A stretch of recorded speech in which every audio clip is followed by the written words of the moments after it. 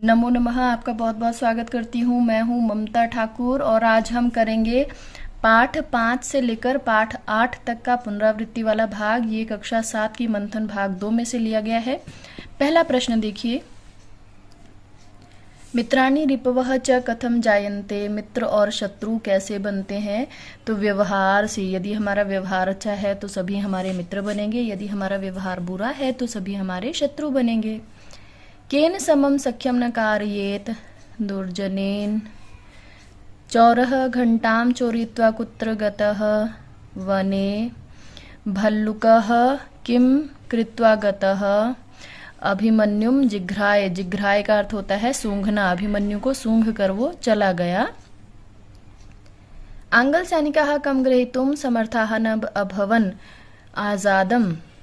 चंद्रशेखरः कदा आंदोलने अकूर्दत, 14 वर्ष देशीय। जब वो 14 वर्ष के थे तब वो स्वतंत्रता आंदोलन में कूद पड़े थे।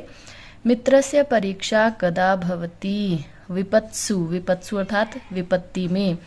वृद्धा घंटां नीत्वा कुत्र गता, राजसभां। राजसभा में गई। रुष्टा आंगल सैनिकाः चंद्रशेखरेण सह किम् अकरोत्, तम अताडयन्। कदलीफलानि दृष्ट्वा कपयः किम् अकुर्वन्, घंटाम् अत्यजत्। प्रश्न 2, रिक्त स्थान भरिए। यहाँ पर आपको विकल्प दिए गए हैं, तीनों में से कोई एक आपको भरना होता है। तो यहाँ पर है डैश विना जीवनम कुतः, डैश के बिना जीवन कहाँ है? तो यहाँ पर ध्यान दीजिए, जलम जो है द्वितीय विभक्ति है, जलेन तृतीय विभक्ति एक वचन है। तो विना के योग में अर्थात जहाँ कहीं भी विना शब्द होता है वहाँ पर पंचमी विभक्ति का प्रयोग भी होता है, तृतीय विभक्ति का प्रयोग भी होता है, द्वितीय विभक्ति का प्रयोग भी होता है। तो यहाँ पर आप अब देखिए, चतुर्थी विभक्ति है, ये द्वितीय है और ये तृतीय है, तो द्वितीय विभक्ति का भी प्रयोग कर सकते हैं, तृतीय का भी। ठीक है, तो यहाँ पर मैं कर रही हूँ जलेन बिना। जलेन बिना जीवनम कुतः। जलम भी कोई गलत नहीं होगा, यदि आप जलम लिखते हो तो गलत नहीं होगा, क्योंकि विकल्प से विना के योग में तृतीय और द्वितीय दोनों विभक्तियों का प्रयोग होता है और पंचमी का भी। अभिमन्यु डैश वसति स्म, अभिमन्यु कहाँ रहता था? नगरे या नगरम या नगरः, तो उत्तर होगा नगरे।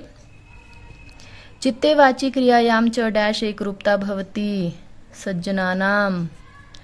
आपको यदि वीडियो अच्छी लग रही है तो वीडियो को लाइक ज़रूर कीजिएगा, अपने मित्रों में शेयर भी कीजिएगा। डैश श्रुत्वा ग्रामवासिनः भीताः अभवन्, घंटानादम। डैश समीपे एवं पिटकम अवशिष्टम आसीत्, चंद्रशेखरस्य समीपे एकम होगा यहाँ पर, एकम पिटकम अवशिष्टम आसीत्, एक गोली बची थी। प्रश्न 3, श्रोतुम। श्रु धातु तुमुन प्रत्यय, जिघ्राय ख, जी उपसर्ग पूर्वक, घ्रा धातु ल्यप प्रत्यय, ग दृष्टवा, दृष्ट धातु क्त्वा प्रत्यय, घ आकर्ण्य, आ उपसर्ग पूर्वक कर्ण धातु ल्यप प्रत्यय, अवतीर्य, ये होगा अव उपसर्ग पूर्वक त्रिधातु ल्यप प्रत्यय, चोरयित्वा, चुर धातु क्त्वा प्रत्यय, प्रणम्य, छ का होगा प्र उपसर्ग पूर्वक नम धातु ल्यप प्रत्यय, और गंतुम, गंतुम का हो जाएगा गम धातु तुमुन प्रत्यय। प्रश्न 4, श्लोकों के उचित पद से श्लोकों को पूरा कीजिए। यहाँ पर मंजूषा में कुछ शब्द दिए गए हैं और ये श्लोक यदि आपको याद हो गए होंगे तो आपको इनको भरने में कोई मुश्किल नहीं आएगी। न कश्चित् कस्यचित् मित्रं, न कस्यचित् कश्चित् रिपुः, व्यवहारेण एव मित्राणि जायन्ते रिपवः तथा। षड्दोषाः पुरुषेण हातव्या भूतिमिच्छताः, निद्रा, तंदा, भयम, क्रोधम, आलस्यम, दीर्घसूत्रता। इनकी हिंदी व्याख्या जो है मैंने पाठ के, जब मैंने ये पाठ पढ़ाया था उसमें हिंदी व्याख्या है। आपको यदि इस पाठ की इनकी हिंदी व्याख्या चाहिए तो आप उन पाठों को जो है मेरे चैनल पर सर्च कर लीजिएगा। प्रश्न 5 में आपको मूल शब्द, विभक्ति, वचन और लिंग लिखना है। तो यहाँ पर कुछ शब्द दिए गए हैं, ये किस मूल शब्द से बना है, कौन सी विभक्ति, वचन और लिंग बताना है आपको। तो साधुना में साधु मूल शब्द है, षष्ठी विभक्ति बहुवचन है, पुल्लिंग शब्द है। दुर्जनेन में दुर्जन मूल शब्द है, तृतीय विभक्ति एकवचन है, पुल्लिंग शब्द है ये। रक्षकेभ्य में रक्षक जो है मूल शब्द है, चतुर्थी विभक्ति में भी रक्षकेभ्य बनता है, पंचमी में भी बनता है और बहुवचन का रूप है, ये पुल्लिंग शब्द है।